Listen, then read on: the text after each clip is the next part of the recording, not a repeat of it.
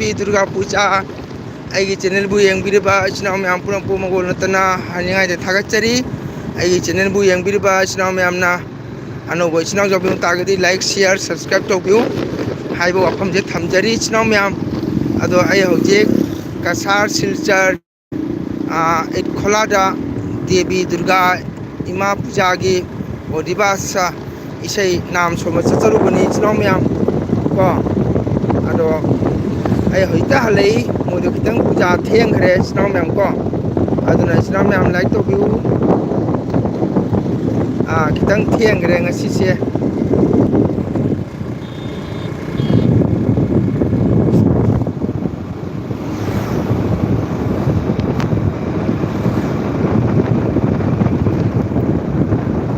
आई हौजे कसार आकाशिपुर लालतना बाती जौदोरे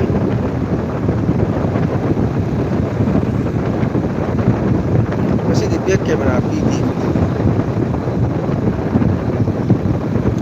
लाइक देन करा लाइक तो great thank you welcome happy Durga Puja इचनाव मैम बैक कैमरा जादे ngasi कमाय थे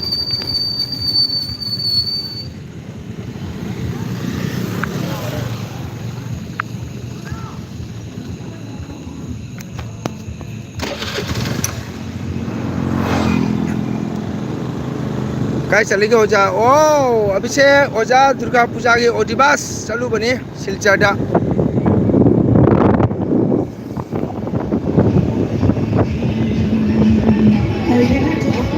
सिलचरदा ओदिबास चलू बने इचनाव मैम हैप्पी दुर्गा पूजा इचनाव मैम पुरम हैप्पी दुर्गा पूजा कना कना नो आय ओ आईगा सिलचर की खोगी ओजा बसंता मरेने इथोमदा हलकपा नुंगाइतना आइगा सामसु जाउरी अभिषेक आइगा सामगा आइगा चले आइना इथोमदा हलकपा नुंगाइ दो दुर्गा पूजा के मैम सिगा सिनरी लांगी मैम लाइक तोबियो मैम सपोर्ट तोबियो अनो वइसनाव जाबो तारगदि इचनाव मैम आई गाड़ी थौ थोनर एलबी थारिबनिको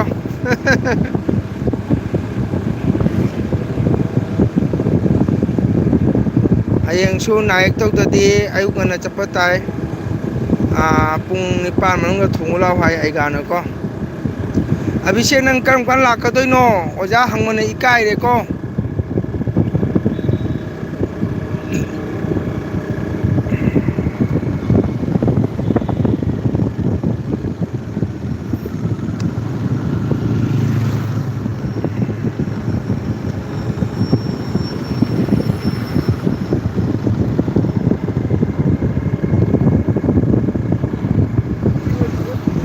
मैम मुझे मासपरा जौगदौरे कसार मासपरा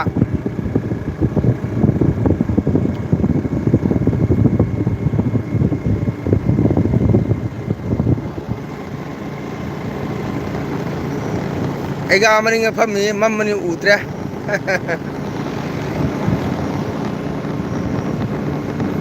मैम ngasi का थेंगदो खरे को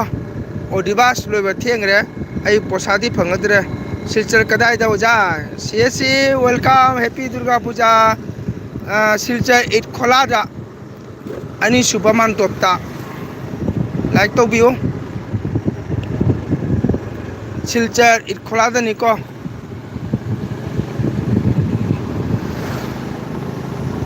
पुंग मथोई तारे इचनाव मैम वाओ इचे तोंबी हैप्पी दुर्गा पूजा कनामता आई कौबिरक्ते कयाम कुइरगे हौबा इचे तोंबी मिनिट मरीता फारी इचे तोंबी ननाव निपा नौपा निपा दुर्गा पूजा की ओदिबास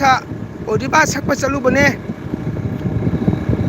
मने तो मिनो ओजा चक चारगा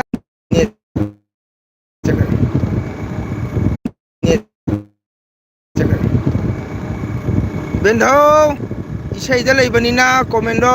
हनबंगमदे बेंधौ वारो बेंधौ हैप्पी दुर्गा पूजा इचे तोंबी हैप्पी दुर्गा पूजा पता पता जो अना एक ꯐꯍꯟꯕꯤꯌꯨ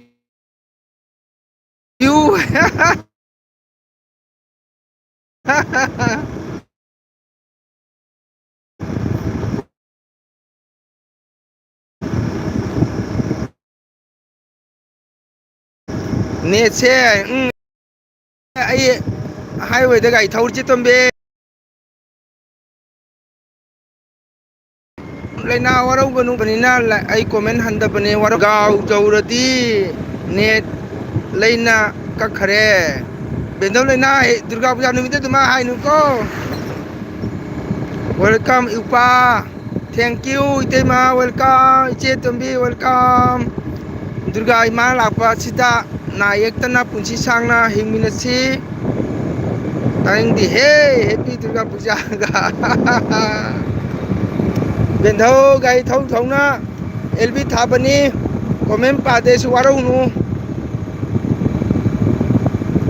ꯑꯩ ꯍꯧꯖꯤꯛ ꯀꯣꯔꯒꯥꯟꯙꯤ ꯌꯧꯗꯣꯔꯦ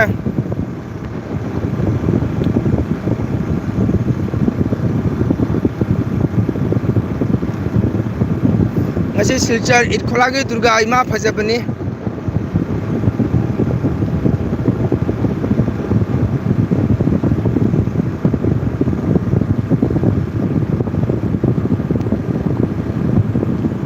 ꯅꯣꯛꯀꯅꯨ ꯅꯨꯡꯁꯤꯗꯦ ꯍꯥꯏꯌꯦ ꯕꯦꯟꯙꯧꯅꯗꯤ ꯕꯦꯟꯙꯧꯅ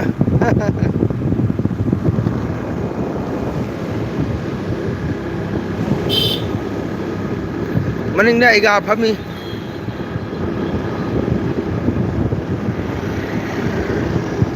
ꯀꯅꯥꯗꯁꯨ ꯋꯥꯔꯧꯕ ꯂꯩꯖꯗꯦ ꯍꯣꯏ ꯍꯣꯏ ꯍꯣꯏ ꯋꯥꯔꯧꯗꯦ ꯋꯥꯔꯧꯗꯦ ꯏꯆꯦ ꯇꯣꯝꯕꯤ ꯀꯔꯤ ꯏꯟꯖꯥꯡ ꯆꯥꯒꯦ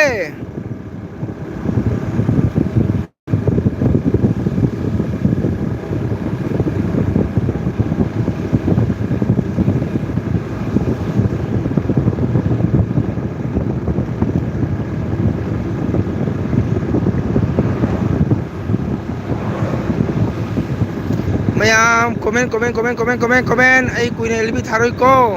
ꯉꯟꯅ ꯄꯣꯊꯥꯗꯣꯏꯃꯤ ꯂꯥꯏꯙꯤ ꯃꯥ ꯍꯌꯦꯡ ꯉꯟꯅ ꯆꯠꯀꯗꯧꯕꯅꯤ ꯏꯁꯩꯗꯣ ꯐꯖꯔꯒ ꯕꯦꯛꯕꯣꯛ ꯂꯧꯕ ꯑꯃ ꯁꯛꯂꯤꯗꯣ ꯕꯦꯟꯙꯧ ꯑꯍꯟ ꯃꯇꯅꯤꯗ ꯑꯩꯒ ꯄꯨꯜꯂꯨꯔꯤꯗꯣ ꯃꯥꯁ ꯅꯨꯡꯁꯤꯕꯩꯗ ꯀꯁꯥꯔꯒꯤ ꯃꯤ ꯂꯣꯏ ꯅꯨꯡꯁꯤ ꯊꯦꯡꯀ꯭ꯌꯨ ꯏꯆꯦ ꯇꯣꯝꯕꯤ ꯊꯦꯡꯀ꯭ꯌꯨ ꯅꯧꯄꯥ ꯊꯥꯒꯠꯆꯔꯤ ꯏꯆꯦ ꯇꯣꯝꯕꯤꯕꯨ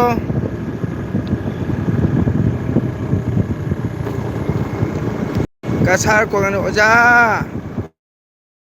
ꯑꯍꯤꯡ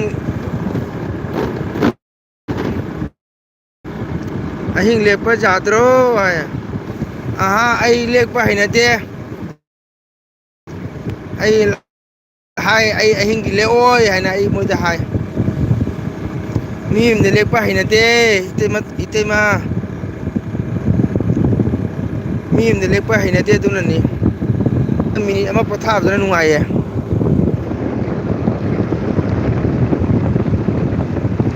ꯀꯁꯥꯔ ꯀꯣꯔꯀꯥꯟꯗꯤ ꯂꯩꯍꯧꯔꯦ ꯏꯔꯣꯜꯂꯦ ꯕꯣꯔꯥꯒ ꯉꯥ ꯄꯥꯛꯅꯝꯒ ꯆꯥꯔꯦ ꯋꯥꯎ ꯍꯥꯎꯔꯤꯍꯦ ꯆꯦꯇꯣꯝꯕꯤ ꯍꯣꯁꯇꯣ ꯊꯣꯏꯕꯤ ꯃꯅꯥꯛ ꯌꯧꯔꯗꯤ ꯁꯣꯔ ꯍꯣꯟꯕ ꯀꯤꯕꯅꯤꯀꯣ ꯍꯥꯏꯌꯨ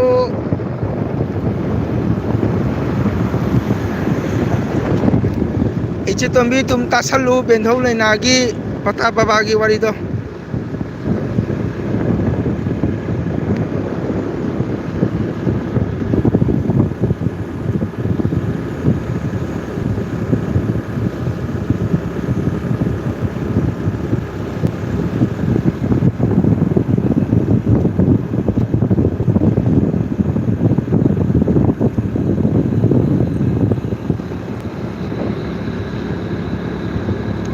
ꯑꯣꯖꯥ ꯄꯨꯡ ꯌꯩꯔꯒ ꯆꯦ ꯃꯅꯤꯃꯂꯥꯅ ꯖꯒꯣꯏ ꯁꯥꯗꯣꯔꯣꯏ ꯑꯗꯨꯗꯤ ꯈꯪꯗꯦꯕꯣ ꯃꯅꯤꯇꯣꯝꯕꯤ ꯌꯥꯝꯅ ꯏꯀꯥꯏ ꯈꯨꯝꯅꯖꯔꯤ ꯍꯥꯏ ꯏꯆꯦ ꯇꯣꯝꯕꯤꯅ ꯋꯥꯎ ꯊꯦꯡꯀ꯭ꯌꯨ ꯃꯅꯤꯇꯣꯝꯕꯤꯁꯦ ꯏꯁꯩ ꯁꯛꯄꯤꯅꯤ ꯏꯆꯦ ꯇꯣꯝꯕꯤ ꯀꯁꯥꯔꯒꯤ ꯏꯁꯩꯊꯛꯄꯤ ꯃꯅꯤꯇꯣꯝꯕꯤ ꯍꯥꯏꯅ ꯐꯥꯎꯔꯤꯅꯤ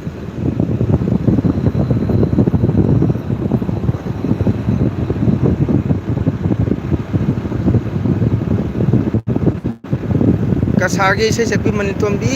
ꯐꯥꯎꯔꯤꯅꯤ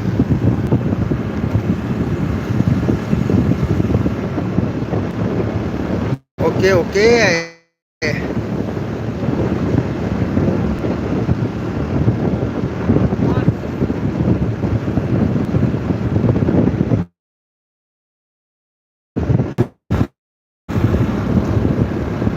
ꯑꯩꯗꯤ ꯍꯣꯁꯀ ꯖꯥꯝꯅ ꯅꯨꯡꯉꯥꯏꯅꯕ ꯋꯥ ꯀꯤꯕꯣꯏ ꯉꯥꯡꯅꯕ ꯀꯤꯕꯣꯏ ꯕꯦꯍꯧꯗꯤ ꯑꯩꯈꯣꯏꯒꯤ ꯄꯨꯝꯅꯃꯛꯀꯤꯅꯤ ꯍꯥꯏꯌꯦ ꯏꯇꯩꯃ ꯇꯣꯝꯕꯤꯅ ꯏꯆꯦ ꯇꯣꯝꯕꯤꯅ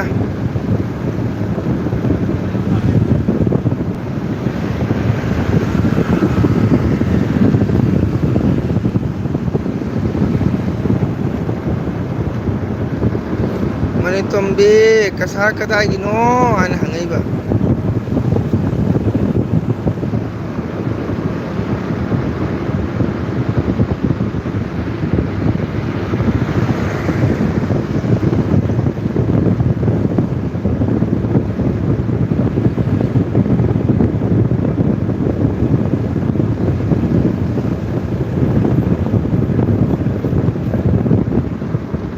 कसार बसाने गुड नाइट चे तुम्बी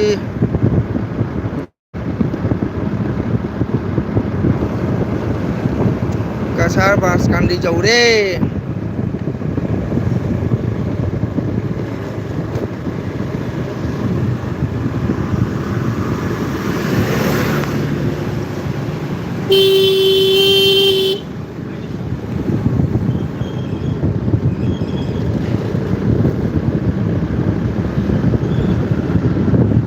गुड नाइट गुड नाइट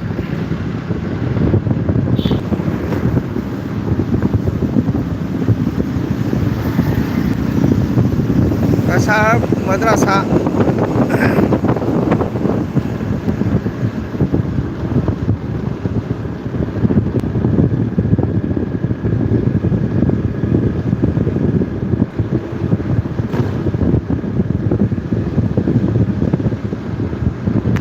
शिल्पागिनी है चितुम्बी नंगना होश से एलबी थारगा मी खरना कमेंट पीबदो पारगा कनामता लापीदे सोंदना लेहौबनी है होय होय मोय सोमददी लेहौनी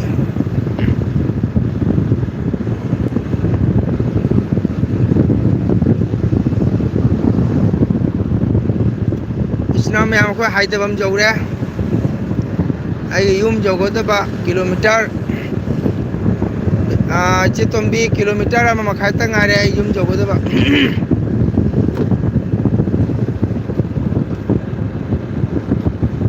इका सर्च रमा नाटी नाकी मिंगदी कौबा हये अदुना कौद्रीने नुंसीये हैबा पाद्रगा हाइबनी कमेंट चुमना पावाय ओ बेंधौ नु बेंधौ गाय थौबनी फे पांगमदे अदुनि हाइदो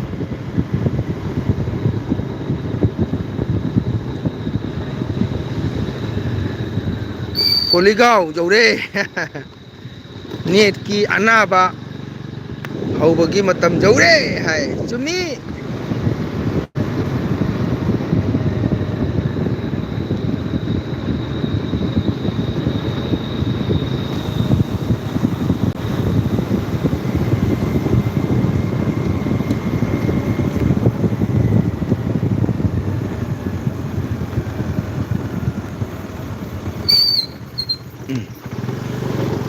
कुहौदी जौबा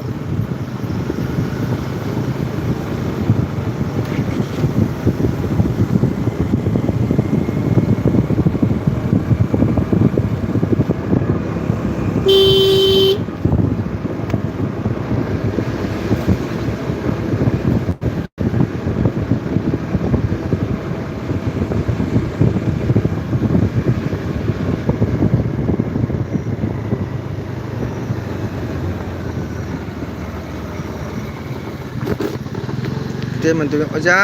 ꯏꯀꯥꯏꯀꯣ ꯀꯥꯕꯛ ꯀꯥꯕꯛ ꯑꯗꯨꯝ ꯑꯋꯥ ꯅꯨꯡꯉꯥꯏ ꯕꯒꯤꯅꯤꯀꯣ ꯍꯥꯏꯌꯦ ꯄꯥꯅꯤꯄꯨꯔꯤ ꯃꯣꯗꯨꯔꯥ ꯄꯨꯜꯂ ꯄꯥꯅꯤꯄꯨꯔꯤ ꯌꯥꯝ ꯂꯩꯍꯧꯈ꯭ꯔꯦ ꯉꯁꯤ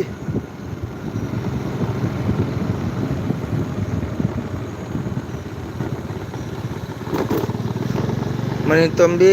ꯌꯨꯝꯅꯥꯝ ꯁꯤꯜꯕꯥ ꯀꯗꯥꯏꯅꯣ ꯍꯥꯏꯔꯛꯎ ꯃꯤ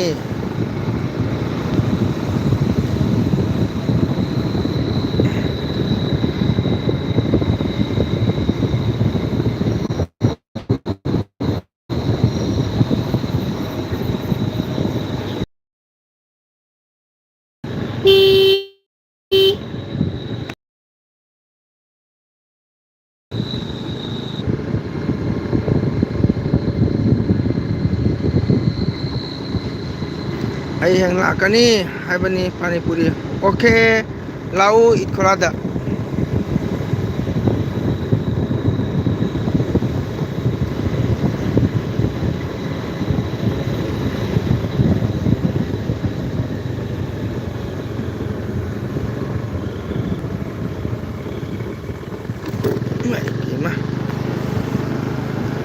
ꯄꯇꯥ ꯕꯕꯥ ꯑꯩꯁꯨ ꯂꯥꯛꯀꯦ ꯍꯥꯏꯌꯦ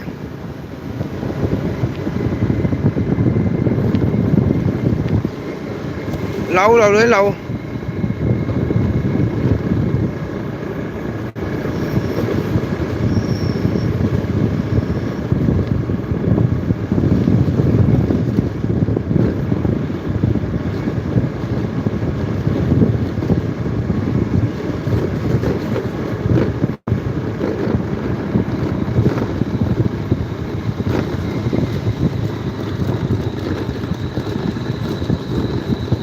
ꯈꯨꯗꯛꯇ ꯌꯧꯔꯛꯄ ꯉꯝꯕ ꯅꯨꯄꯤꯅꯤ ꯑꯣꯀꯦ ꯑꯣꯀꯦ ꯑꯣꯀꯦ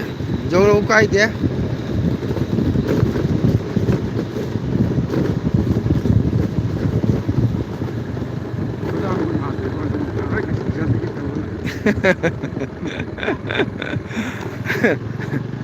ꯑꯁꯤꯅꯤ ꯅꯨꯡꯉꯥꯏꯕ ꯍꯥꯏꯁꯦ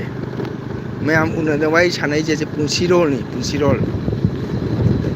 ꯑꯋꯥ ꯑꯅꯥ ꯂꯣꯏ ꯀꯥꯎꯔꯃꯤ ꯁꯤꯗ ꯋꯥꯅ ꯋꯥꯅ ꯒꯥꯔꯤ ꯊꯧꯔꯒ ꯋꯥꯅ ꯋꯥꯅ ꯂꯥꯏꯞ ꯊꯥ ꯃꯌꯥꯝ ꯎꯅꯔꯤꯁꯦ ꯑꯩꯒꯤ ꯃꯁꯤꯅꯤ ꯅꯨꯡꯉꯥꯏꯕ ꯄꯨꯟꯁꯤ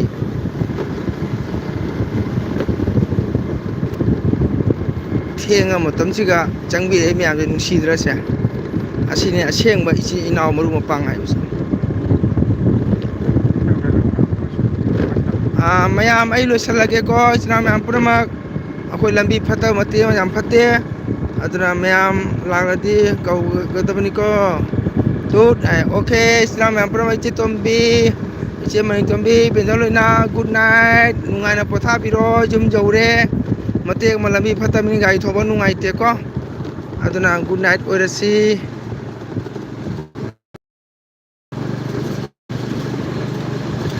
ꯅꯨꯡꯁꯤꯕꯤꯌꯨ ꯍꯣꯁ ꯑꯣꯀꯦ ꯑꯗꯨꯅ ꯏꯆꯦ ꯇꯣꯝꯕꯤ ꯉꯁꯤꯒꯤꯗꯤ ꯒꯨꯗ ꯅꯥꯏꯠ ꯑꯣꯏꯔꯁꯤ ꯊꯦꯡꯉ ꯃꯇꯝꯁꯤꯗ ꯅꯧꯄꯥꯒꯤ ꯑꯦꯜ ꯕꯤ ꯆꯪꯕꯤꯔꯒ ꯁꯞꯄꯣꯔꯠ ꯇꯧꯕꯒꯤꯗꯃꯛꯇ ꯑꯩꯒꯤ ꯆꯦꯅꯦꯜ ꯆꯪꯕꯤꯔꯤꯕ ꯑꯩꯒꯤ ꯌꯨꯇ꯭ꯌꯨꯕꯔ ꯏꯆꯤꯟ ꯏꯅꯥꯎ ꯃꯌꯥꯝ ꯄꯨꯝꯅꯃꯛꯄꯨ ꯃꯣꯡꯒꯣꯜ ꯅꯠꯇꯅ ꯍꯥꯏꯅꯤꯡꯉꯥꯏ ꯂꯩꯇꯅ ꯊꯥꯒꯠꯆꯔꯤ ꯃꯇꯝ ꯄꯨꯝꯕꯗ ꯗꯨꯔꯒꯥ ꯏꯃꯥꯅ ꯊꯧꯖꯥꯟꯕꯤꯕ ꯑꯣꯏꯔꯁꯅꯨ ꯁ꯭ꯔꯤ ꯔꯥꯙꯥ ꯒꯣꯕꯤꯟꯗꯅ ꯆꯥꯟꯕꯤꯕ ꯑꯣꯏꯔꯁꯅꯨ ꯏꯆꯦ ꯇꯣꯝꯕꯤ ꯃꯌꯥꯝ ꯄꯨꯝꯅꯃꯛ ꯒꯨꯗ ꯅꯥꯏꯠ ꯑꯣꯏꯔꯒꯦ ꯏꯎꯄꯥ ꯃꯪꯒꯣꯜ ꯑꯩꯈꯣꯏ ꯃꯌꯥꯝ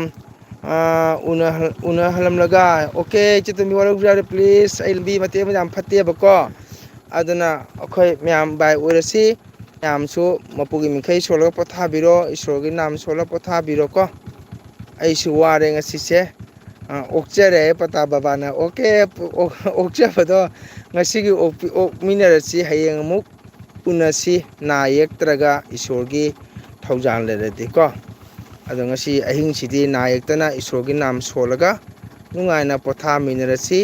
ꯑꯗꯨꯒ ꯍꯌꯦꯡ ꯀꯧꯕ ꯅꯨꯃꯤꯠꯇ ꯑꯃꯨꯛ ꯊꯣꯏꯕꯤ ꯀꯤꯔꯦ ꯍꯥꯏꯌꯦ ꯑꯣꯀꯦ ꯑꯣꯀꯦ ꯃꯝꯃꯦ ꯂꯝꯕꯤ ꯐꯠꯇꯅ ꯇꯧꯕꯅꯤ ꯃꯌꯥꯝ ꯏꯆꯤꯟ ꯏꯅꯥꯎ ꯃꯌꯥꯝ ꯀꯣ ꯑꯗꯣ ꯍꯌꯦꯡ ꯑꯃꯨꯛ ꯂꯣꯏꯁꯤꯟꯈ꯭ꯔꯦ ꯍꯥꯏꯌꯦ okay good night good night good night good night ꯃꯌꯥꯝ ꯒꯨꯗ ꯅꯥꯏꯠ